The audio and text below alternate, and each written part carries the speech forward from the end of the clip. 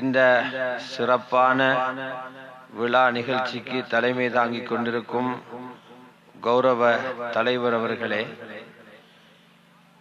இந்த விழா மேடையில் வீற்றிருக்கும் அனுபவத்திலும் வயதிலும் முதிர்ந்த உலமா பெருமக்களே, மதரசாக்களின் அதிபர்மார்களே, கண்ணியமான உலமாக்களே, இந்த மதரசாவினுடைய நிர்வாகிகளே மற்றும் இந்த விழாவை சிறப்பிப்பதற்காக இங்கு வந்திருக்கக்கூடிய பெரியார்களே, சகோதரர்களே, தாய்மார்களே, சகோதரிகளே, உங்களுடைய வருகையை அல்லாஹ் ஜல்ல ஜலாலுஹு ஏற்று கபூல் செய்து நீங்கள் என்னென்ன ஆசைகளை மறுமையில் அடைவதற்கான பெரும் சிந்தனைகளை அல்லது எதிர்பார்ப்புகளை வைத்துக்கொண்டு இந்த சபைக்கு வந்திருக்கிறீர்களோ, எதிர்பார்த்ததை விடவும் சிறந்தவைகளை அல்லாஹ் தந்து உங்களை சிறப்பிக்க வேண்டும் என்று கூறியவனாக எனது குறுகிய அந்த சுருக்கமான சொற்பொழிவை ஆரம்பம் செய்கிறேன். கண்ணியத்துக்குரிய அல்லாஹுடைய நல்லடியார்களே, ஒரு மனிதனிடத்தில் இருக்கிற ஆக பெருமதியான சொத்து, ஆக பெருமதியான செல்வம் என்ன என்று ஒரு வருடத்தில் கேட்கப்பட்டா அதற்கான விடை நிறைய பேருக்கு தெரியாம தான் இருக்கு.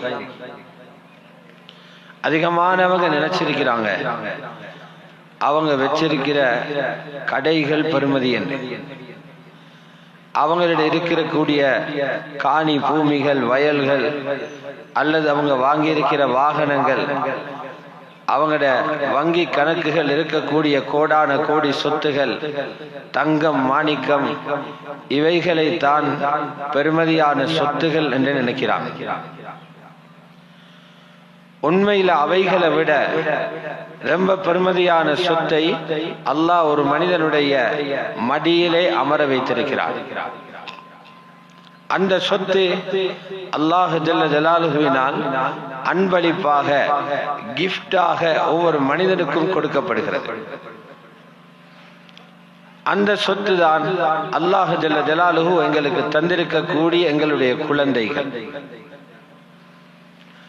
குழந்தைகளை விட பெருமதியான சொத்துகள் உலகத்தில யாரிடத்திலையும் இல்லை என்று சொல்லணும். துனியாவுடைய சொத்துகளில் ஆக பெருமதியான சொத்து, ஆக பெருமதியான ஒரு செல்வம், ஆக பெருமதியான ஒரு வஸ்து அல்லாஹ் எங்களுக்கு தந்திருக்கிற ஒவ்வொரு பிள்ளை. அதனாலதான் அல்லாஹ் குர்ஆன்ல நான் அன்பளிப்பாக கொடுக்கிறேன் என்று சொல்றான். எந்தெந்த நபிமார்கள் குழந்தைகள் இல்லாம அல்லாஹ்விடத்துல குழந்தைய கேட்டாங்களோ அவங்க எல்லாரும் கிஃப்டாக தான்னு தான் கேட்டாங்க. இப்ராஹிம் அலைஹிஸ்ஸலாம் கேட்டாங்க, ரப்பி ஹப்லி மினஸ் சாலிஹீன். ஜக்கரியா அலைஹிஸ்ஸலாம் கேட்டாங்க, வஹப்லி மின் லதுன்க ذُرِّيَّةً طَيِّبَةً இன்னக ஸமீஉத் துஆ. அவங்களோட துஆலம் காட்டுது, அல்லாஹ் உன்னுடைய ஹஸானால இருந்து எங்களுக்கு சாலிஹான குழந்தைய அன்பளிப்பு செய்யன்னு கேட்டாங்க. ஆக பெருமதியான ஒரு சொத்து தான் அல்லாஹ் எங்களுக்கு தந்திருக்கிற ஒவ்வொரு குழந்தை. இதுல பெருமதியை நாங்க லேசாக உணர்றதாக இருந்தா இன்னைக்கு நிறைய பேர் நோயாளிகள் இருக்கிறாங்க. இந்த நோயாளிகள்ல சில பேர் இருக்கிறாங்க கிட்னி வியாதியில இருக்கிறாங்க. அவங்களுக்கு அந்த நோய் வந்த உடனே டாக்டர் சொல்றாரு, நீங்க டயாலிசிஸ் செய்யணும்.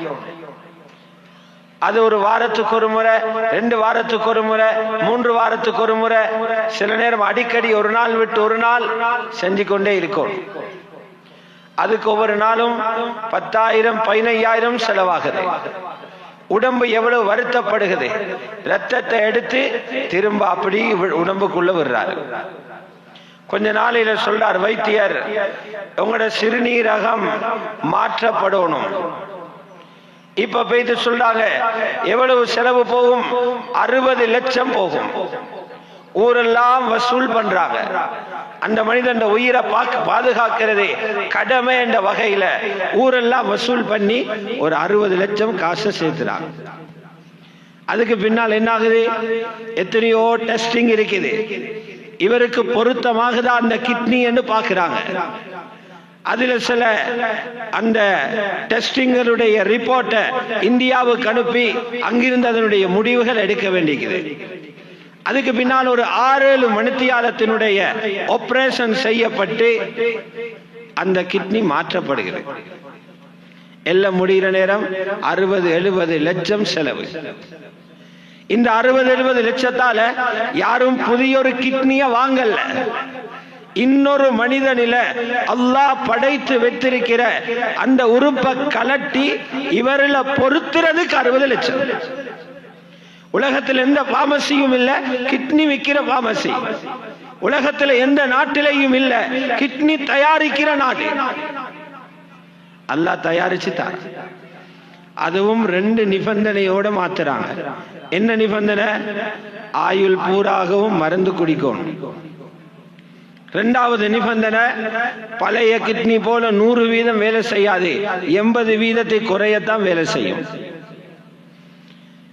பெரியார்களே, சகோதரர்களே, அல்லாஹுடைய நல்லடியார்களே, கிட்னி என்ற ஒரு உறுப்புடைய பெருமதி இதண்டா.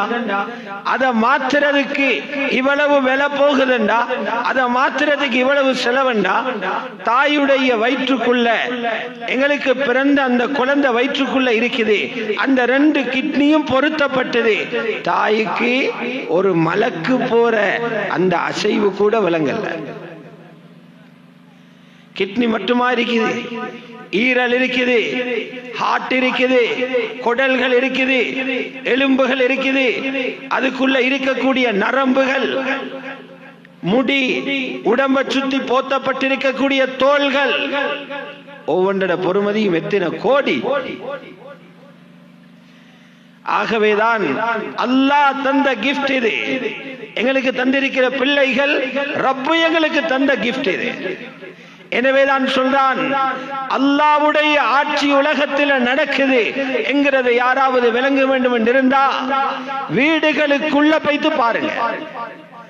லில்லாஹி முல்கு ஸமாவாதி வல் அர்த், வானம் பூமியினுடைய ஆட்சி அதிகாரம் அல்லாஹ்வுக்கு சொந்தமானது. என்ற ஆட்சி தான் நடக்குது. உலகத்தில் ஒருத்தன் சொல்லேலும் இந்த நாடு என்னுடையதென்று, இன்னொருத்தன் சொல்லேலும் இந்த நாட்டுடைய ராஜா நான் என்று, இன்னொருத்தன் சொல்லேலும் இந்த நாட்டினுடைய ஜனாதிபதி நான் என்று. அல்லாஹ் சொல்றான், கொஞ்ச நாளைக்கு இருந்துட்டு போ, எல்லாம் என்றதான். அதுக்கு அடையாளம் என்ன தெரியுமா? நான் நினைச்சது தான் படைப்பேன். யஹ்லுகு மா யஷா, அவன் நினைச்சது தான் படைப்பான். அவன் எதை நாடுவானோ அதை படைப்பான். அவன் சொல்றான், நிக்காஹ் முடிச்சவங்களை பாரு, ஒரு ஆணும் பெண்ணும் இணைஞ்சி திருமணம் செய்யறாங்க. திருமணம் செஞ்சா என்ன அர்த்தம்? துனியாவுக்கு ஒரு புதிய குடும்பம் வந்துருச்சு. இவங்களை 4ஆ பிரிச்சு போட்டிக்கிறேன், குடும்பங்களை 4ஆ பிரிக்கிறேன் நான். சில குடும்பங்கள் இருக்குது, அவங்களுக்கு எல்லாமே பொம்பளை புள்ள. அவன் நாடியவர்களுக்கு பெண் பிள்ளைகளை அன்பளிப்பு செய்கிறான். ஆசைப்படுவாங்க என்ற பிசினஸ் கொடுத்துட்டு போறதுக்கு ஒரு ஆம்பளை புள்ள பிறக்காதான். அல்லாஹ் சொல்ல, உங்களுக்கு எல்லாமே பொம்பளை புள்ளதான். சரி, இவர் போய்த்து சொல்றாரு, நாட்டில் உள்ள முக்கியமான கேபினட் மினிஸ்டர் போய்த்து சொல்றாரு, எனக்கு ஒரு ஆம்பளை புள்ள ஒண்ணுமண்டு. கேபினட்ல இருக்கிறவங்க எல்லாரும் ஏகமானதா தீர்மானிக்கிறாங்க, 25 பேரும் இருந்து இவருக்கு ஆம்பளை பிள்ளை ஒண்ணுமண்டு. பார்லிமெண்ட்ல போடுறாங்க, 225 பேரும் கையை தூக்குறாங்க, இவருக்கு ஆம்பளை பிள்ளை ஒண்ணு கொடுக்கத்தான் ஒண்ணுமண்டு. ஜனாதிபதியும் கையொப்பம் போடுறாரு, முழு நாடும் கொடி எடுத்துக்கொண்டு இறங்குறாங்க, இவருக்கு ஆம்பளை பிள்ளை கொடுக்கணும். அல்லாஹ் சொல்ல, நான் கொடுத்துருவேன். நீங்க எல்லாரும் கையொப்பம் போட்டு தீர்மானம் நிறைவேற்றதுக்காக நான் கொடுத்துருவேன். நான் கொடுக்க மாட்டேன். அது நான் நினைச்சதுதான் படைப்பேன். யஹபு லிமன் யஷாஉ இனாஸா, நாடியவர்களுக்கு அல்லாஹ் பெண் பிள்ளைகளை கொடுத்துருவான். முதல்ல பொம்பளை தான் சொல்லி, என்ன அந்த காலத்துல ஜாஹிலியத்துல பெண் பிள்ளைகள் பிறக்கிறத ஒரு கேவலமா கருதின காலம், உயிரோட புதைச்ச காலம். பெண் பிள்ளை ஒரு குடும்பத்துல பிறக்கிறத முசீபத்துன்னு நினைச்ச காலம். பெண் பிள்ளை பிறந்தா நான் கேவலமாகிட்டனே நினைச்சு முகத்தை சுருட்டி கொள்ற காலம். அதனால அல்லாஹ் சொல்ல நான் பொம்பளை புள்ள கொடுப்பேன். இன்னும் சில குடும்பங்களை வச்சிருக்கிறேன், எல்லாமே ஆம்பளை புள்ள. அவன் நாடியவர்களுக்கு ஆண் பிள்ளைகளை அன்பளிப்பு செய்வார். அவங்க ஆசைப்படுவாங்க, ஒரு மகள் இருக்க மாட்டாளா? நாளைக்கு வயசு போன காலத்துல எங்கட தேவைகளை சொல்லி வாங்குறதுக்கு மருமக்களிட்ட சொல்ல இல்லாதே, மகள் இருந்தா சொல்லலாம், ஆசைப்படுவாங்க. அல்லாஹ் சொல்ல இல்ல, உங்களுக்கு எல்லாமே ஆம்பளை புள்ளதான். மூணாவது ஒரு கூட்டத்தை வச்சிருக்கிறான், ஆணையும் பெண்ணையும் கலந்து ஜோடி பண்ணி கொடுத்திருக்கிறான். நாலாவது வச்சிருக்கிறான், அல்லாஹ்வுடைய நாட்டம் அவங்களுக்கு குழந்தை இல்லாததில் அவங்களுக்கு கைர் இருக்கும், குழந்தை இல்லாம வச்சிருக்கிறான். வயஜஅலு மன் யஷாஉ அகீமா. அல்லாஹ்வுடைய கவர்மெண்ட் எப்படி நடக்குதுன்னு பாருங்க. அமெரிக்காவிலே மீதான் நடக்குது, சோமாலியாலே இதான் நடக்குது. அல்லாஹ்வுடைய கவர்மெண்ட்ல நடக்குது. அல்லாஹ் சொல்ல அந்த சைட நான் பார்த்துக் கொள்றேன். மடியில போட்டிருக்கிற உங்களுக்கு ஒரு வேலை இருக்குது. யாருடைய மடியில் அந்த பிள்ளைகளை தந்திருக்கிறனோ உங்களுக்கு ஒரு வேலை இருக்குது, அமானிதம். அல்லாஹ்வுடைய நல்லடியார்களே, வல்லாஹ் ஜல்ல ஜலாலுஹு யாருடைய கையில இந்த குழந்தைகள் என்ற ரப்புடைய கிஃப்ட் கிடைச்சிருக்கிறதோ அவங்களுக்கு சொல்றான், உங்களோட வேலை ஒன்று இருக்குது. அந்த தாயும் தகப்பனும் செய்ய வேண்டிய கட்டாயமான ஒரு பொறுப்பு இருக்குது. இந்த பொறுப்பு தான் இந்த நூற்றாண்டுல இருக்கிற ஆக பெரிய சவால். இந்த ஜமான்ல அணுகுண்டு செய்யறது சவால் அல்ல, அது உருவாகி இருக்கிறவன அழிக்கிறதுக்கு செஞ்சு கொண்டிருக்கிறார்.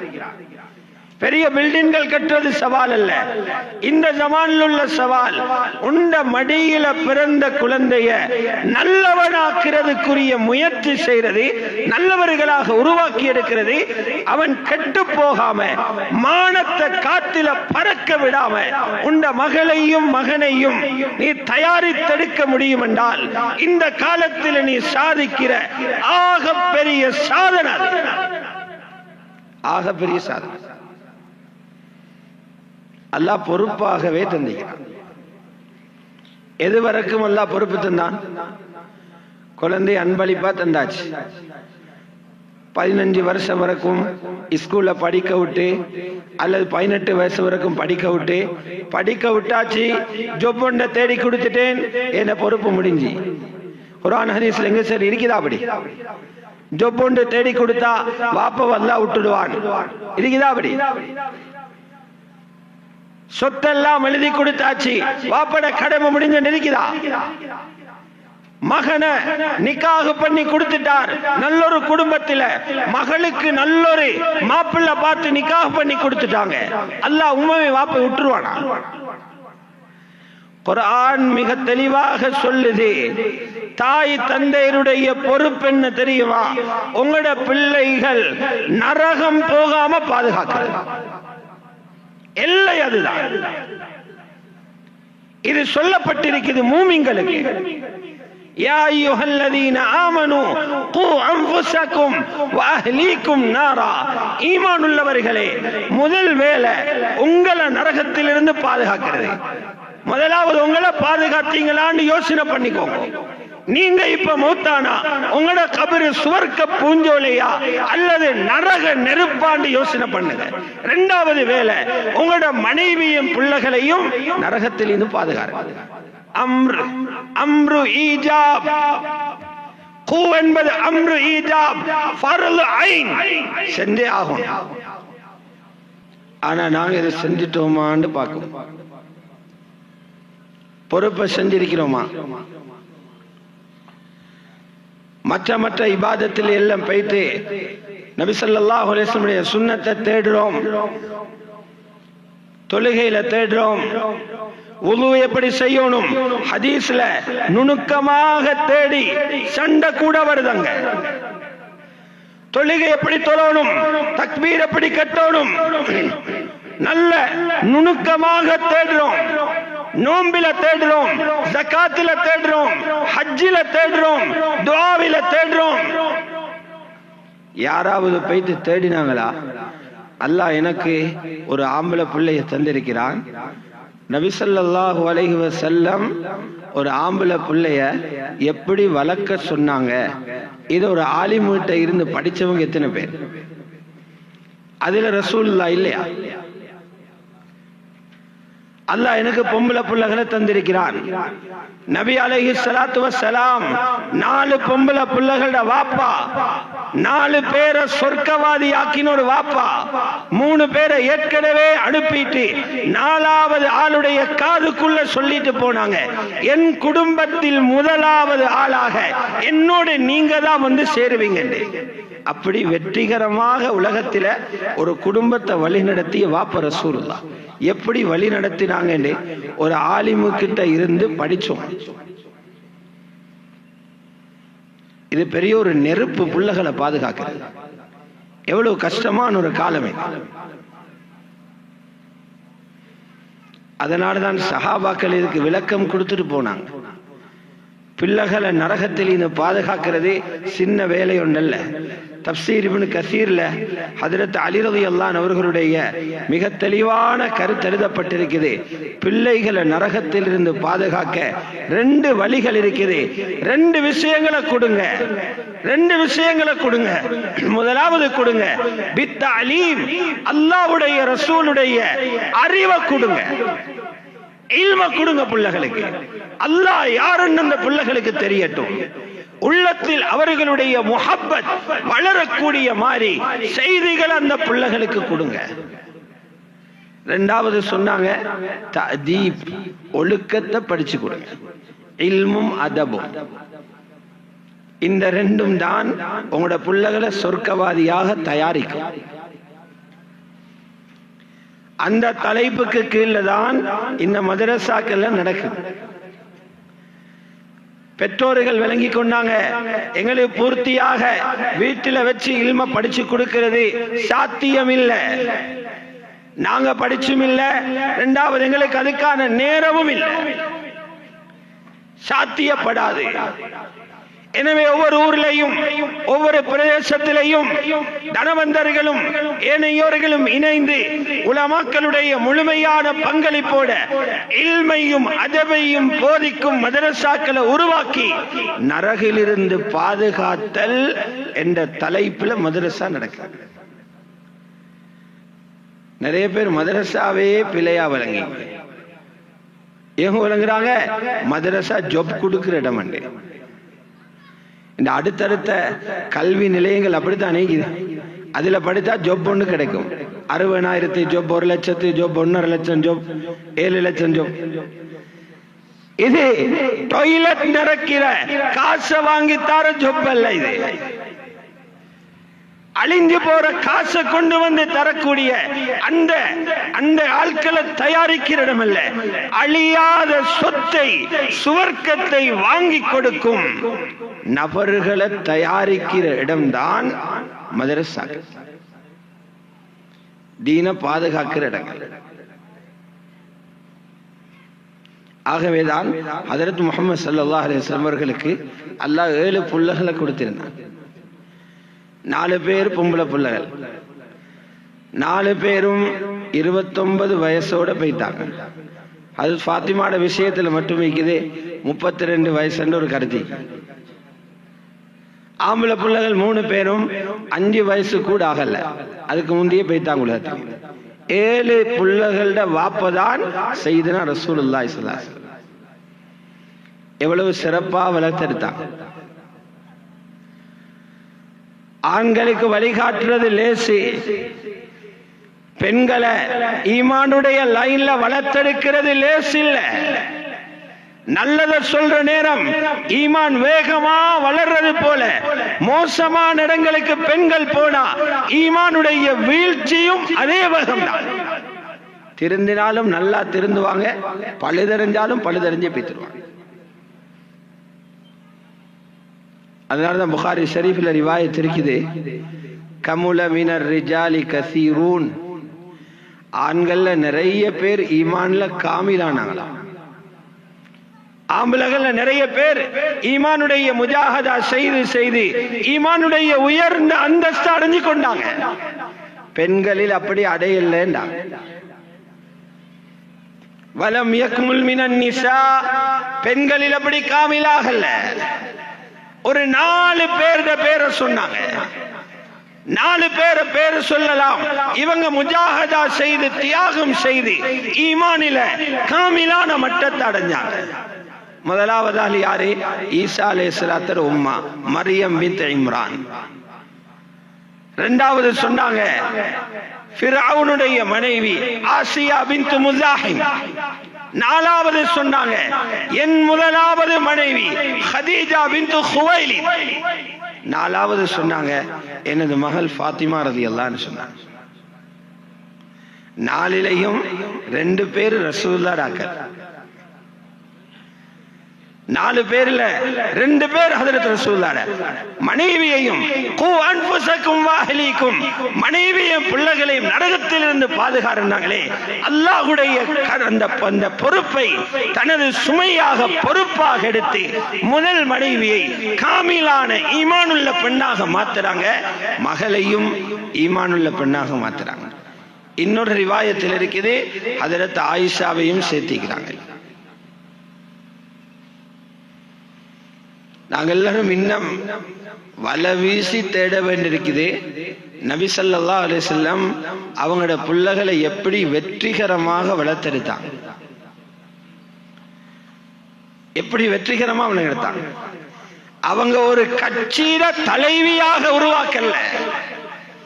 இவர் கட்சிக்கு தலைவி, இவருக்கு பின்னால 4 கோடி பேர் நிக்கிறாங்க, இவருக்கு பின்னால 3 லட்சம் பேர் நிக்கிறாங்க. அப்படி அல்ல. ரசூல் ஸல்லல்லாஹு அலைஹி வஸல்லம் தன்னுடைய மகளை உருவாக்கினாங்க சுவர்க்கத்து பெண்கள் எல்லாருக்கும் தலைவியாக. சய்யிதத்து நிசாஇ அஹ்லில் ஜன்னah, சுவர்க்க பெண்களுக்கு தலைவியாக மகளை தயாரிச்சாங்க. யாரு சொர்க்கம் போனாலும் அவங்களோட பின்னால்தான் போகணும். எங்கட பெண்கள் எல்லாரும் நாளைக்கு அவங்களை பார்த்து முசாபஹா செய்யணும். எங்கட மனைவியும் முசாபஹா செய்யணும், எங்கட மகளும் முசாபஹா செய்யணும், என் உம்மாவும் முசாபஹா செய்யணும், என் சகோதரிகளும் முசாபஹா செய்யணும். அவங்க சுவர்க்கத்து தலைவி, தலைவிக்கு கீழே எல்லாரும் இருக்கணும். எப்படி ரசூலுல்லாஹ் தயாரிச்சாங்க? ரசூலுல்லாஹ் வீட்டில் இருந்த சிலபஸ் என்ன? இன்னைக்கு ஒவ்வொருத்தர் ஒவ்வொரு விதமா புள்ள வளர்க்கிறாங்க. அவர்கிட்ட கேட்டா அவர்கிட்ட ஒரு சிஸ்டம், இவர்கிட்ட கேட்டா இவர்கிட்ட ஒரு சிஸ்டம். நிறைய பேர் இதுல தக்லீதே ஆமா, குருட்டு பின்பற்றுறதுல புள்ள வளர்க்கிறாங்க. நானா புள்ள வளர்க்கிற தம்பிய பார்த்து, தம்பி அந்த ஸ்கூலுக்கு போட்டு எடுத்துக்கிறார், அவரும் போடுற. தம்பிய பார்த்து நானா, நானாவை பார்த்து தம்பி, அக்காவை பார்த்து தங்கச்சி, தங்கச்ச பார்த்து தாத்தா, இந்த வீட்டுக்காரிய பார்த்து அந்த வீட்டுக்காரி, அந்த வீட்டுக்காரிய பார்த்து இந்த வீட்டுக்காரி, அவரை பார்த்து இவரே. அடே ரசூலுல்லாஹ்வை பார்த்து அந்த பொன்னான குடும்பத்தை பார்த்து அவர்களை போல 10 வீதமாவது என்ற பிள்ளையை உருவாக்குவோமே என்று அந்த சீராவில வைத்து தேடினவங்க யாரு? அல்லாஹ் எங்களுக்கு கேரண்டி பண்ணிருக்கிறான். ரசூலுல்லாஹ்வுடைய வழியில் அழகிய முன்மாதிரி இருக்குது. ஏன் நான் போகப்படாது? லகத் கான லகும் ஃபீ ரசூலில்லாஹி உஸ்வத்துன் ஹஸனா, அல்லாஹ்வுடைய ரசூலில அழகான முன்மாதிரி. எங்கட எல்லாம் ஆசைக்கு என்ன? எங்கட புள்ளகள், எங்கட பொம்பளை புள்ளகள் நாட்டில ஃபேமஸ் ஆகும். நிறைய வாப்பமாருக்கு ஆசை. மீடியாவில் வரணும், பேப்பர்ல வரணும், மேடையில ஏற்றி பொன்னாட போத்தணும், ரேடியோவில் என்ன புள்ள பேசணும். ஆசைப்படுறோமா இல்லையா? இவங்களுக்கு உலகத்துல பேரு தீன்தாரி. ஊர்ல சாலிஹான மனுஷன் அவருக்கு பேரு. அவரோட ஆசை இதண்டா, பாவி என்ன ஆசைப்படுவான், பாவி என்ன ஆசைப்படுவான். நாங்க முதல்ல தேடணும், ஏண்ட ரசூலுல்லாஹ் எது ஆசைப்பட்டாங்களோ தன்னுடைய பிள்ளைகள்ல பார்க்கிறதுக்கு, அதைத்தானே நானும் என்ற பிள்ளைகள்ல பார்க்க ஆசைப்படணும். அதைத்தானே ஆசைப்படும். எங்கட ரசூலுல்லாஹ்ட்ட ஒரு தலைப்பு இருந்துச்சாம். ஒரு தலைப்புக்கு கீழே தான் பெண் பிள்ளைகளை வளர்த்தாங்க. ரசூலுல்லாஹ்ட தலைப்பு என்ன? அவங்களோட தலைப்பு வெட்கம், ஹயா. எங்கட பெண்கள் எல்லாரும் வெட்கத்தால மூடப்பட்டிக்கோணும். பெண்களோட ஆட பிடவை அல்ல, பெண்களுடைய ஆட வெட்கம். உள்ளத்தில் அந்த பெண்களுக்கு வெட்கம் நிறைஞ்சிருக்கணும். சில பேரு இயலாமைய வெட்கம் என்று நினைக்கிறாங்க. இயலாமை, ஒரு ஆளோட பேசுறதுக்கு கூச்சப்படுற, நாங்க பேருக்கு சொல்றதுக்கு வெட்கம் உண்டு, அதுக்கு பேரு வெட்கம் அல்ல, அது இயலாமை. அஜிஸ், பேச வெக்கம், சிரிக்க வெக்கம், கதைக்க வெக்கம், முன்னால போக வெக்கம், இதுக்கு பேர் வெக்கம் அல்ல, இதுக்கு பேர் இயலாமை. வெக்கம் என்கிறது என்ன தெரியுமா? ஈமானுடைய வளர்ச்சியால வரக்கூடிய ஒரு தன்மை. வெக்கத்துடைய வேர் ஈமான்.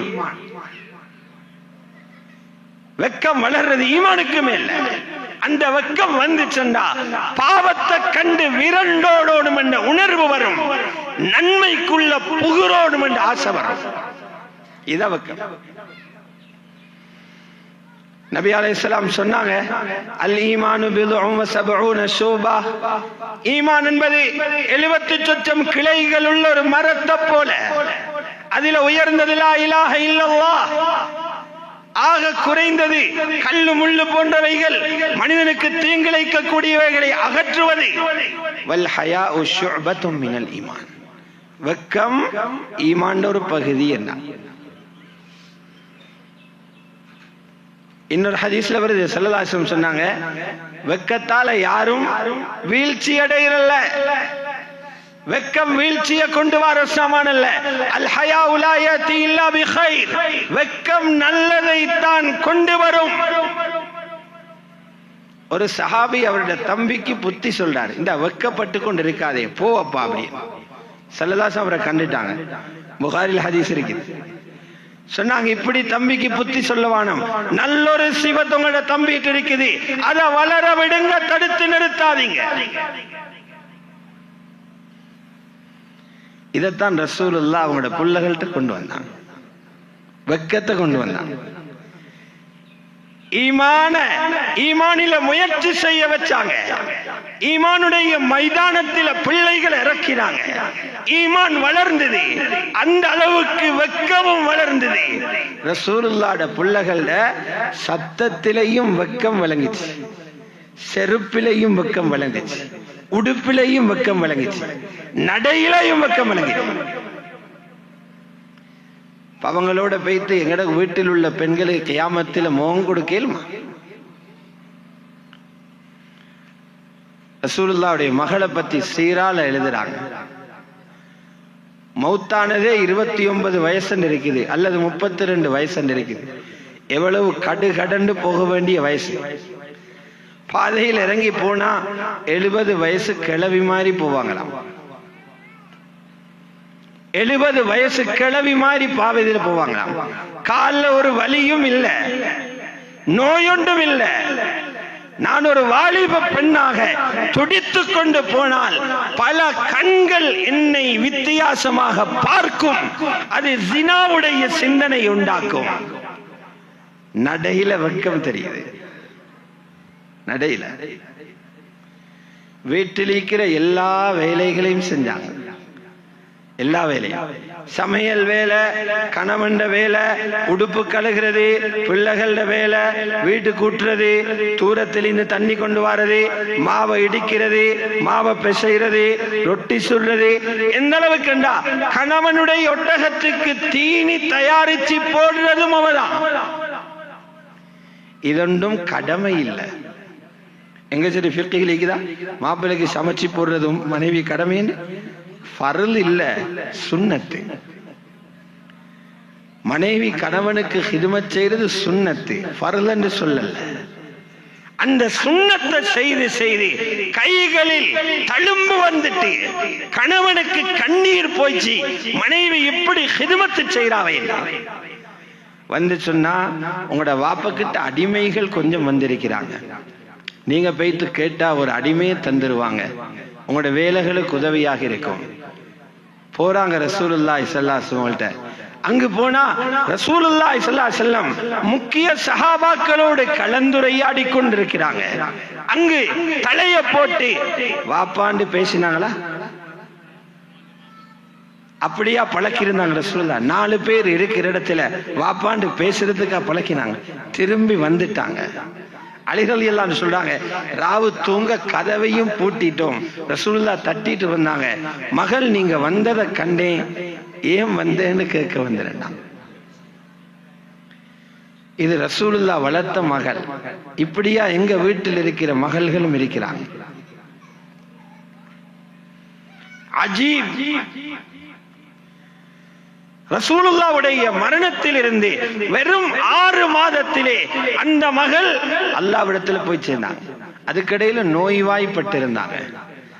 அல்லாமா ஸஹபி சியரு அலாமின் நுபலால மிக ஆச்சரியமான ஒரு செய்தியை எழுதி வச்சிருக்கிறாங்க.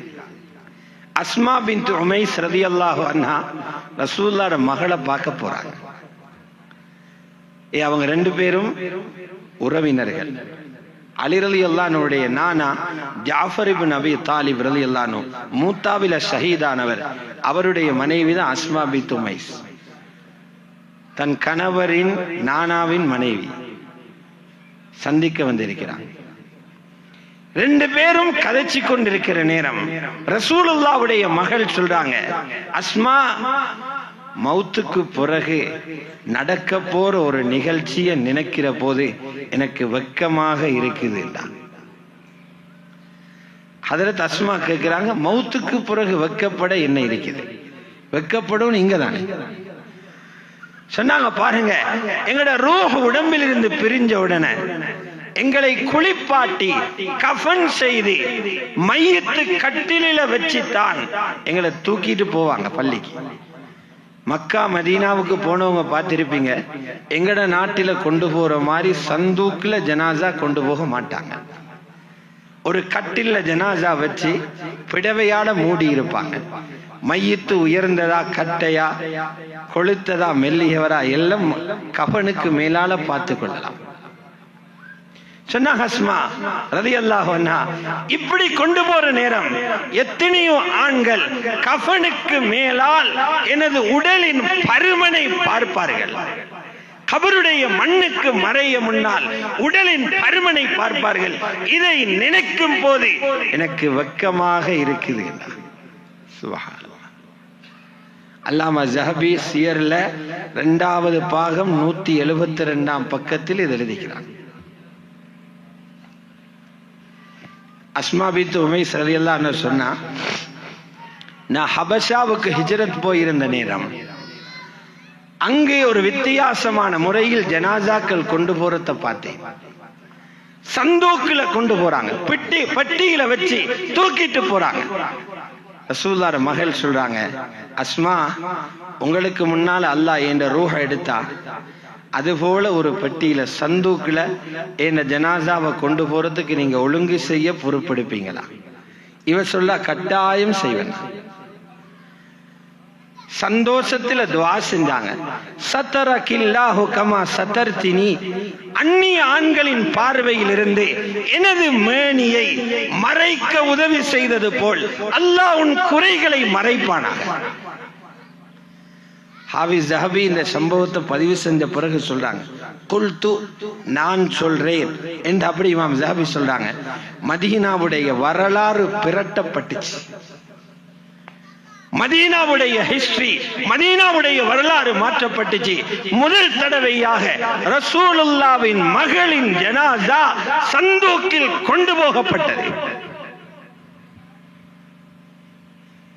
இது வெக்கம். இதுதான் நாங்க நேசிக்கிற ரசூலுல்லாஹ் பெண் பிள்ளைய வளர்த்த முறை. இவங்களோட முன்னால எங்கட பெண்களை எழுப்பினா கியாமத்துல தோத்து போவாங்களா, வெக்கப்படுவாங்களா, வெற்றி அடைவாங்க? அந்த ஈமான கொடுக்கிற இடங்கள் தான் இந்த மதரசாக்கள். ஆக மதரசால இருந்து ஆலிமாக்கள் வெளியாகிறாங்க, ஹாஃபிலாக்கள் வெளியாகிறாங்க. ஆண்கள் மதரசால இருந்து வெளியாகிற உலமாக்களோட பொறுப்பு வேற. அவங்க மதரசால ஓதி கொடுப்பாங்க, மஸ்ஜிதுல இமாமாக இருப்பாங்க, மிம்பர் படிகளில் ஹத்தீபாக இருப்பாங்க, தாருல் இஃப்தாவில முஃப்தியாக இருப்பாங்க, தாருல் புஹூஸில ஆய்வு செஞ்சுக்கிட்டு இருப்பாங்க, தலீஃப் செய்து கொண்டிருப்பாங்க, புத்தகங்களை எழுதி கொண்டிருப்பாங்க. இந்த பணிகள் எல்லாம் பெண்களுக்கு இல்ல. அப்ப ஏன் பெண்கள் ஓதணும்? இவங்க பள்ளியில போய் இமாமத் செய்ய போறதில்லை. ஃபர்து கிஃபாயாவன்ற அடிப்படையில தேவையான இடத்துல கொஞ்சம் பேர் உஸ்தாதாக இருப்பாங்க. அப்ப இவ்வளவு பேர் ஏன் ஓதணும்? இவங்க ஓதி என்ன பண்ண போறாங்க?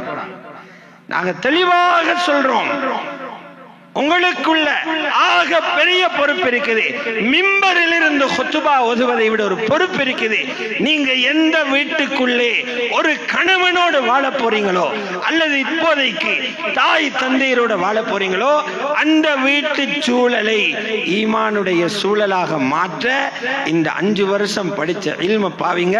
அதுக்குள்ளிருந்து வெளியாகிற 5-6 பேரும் ஈமான்தாரிகளாக வந்தா அதே போதும். இதுதான் உங்களுக்குள்ள பணி. உங்களோட வீட்டு சூழலை துனியாவுடைய பாவமான சூழலில் இருந்து பிரட்டி ஈமானுடைய சூழலாக மாத்துங்க.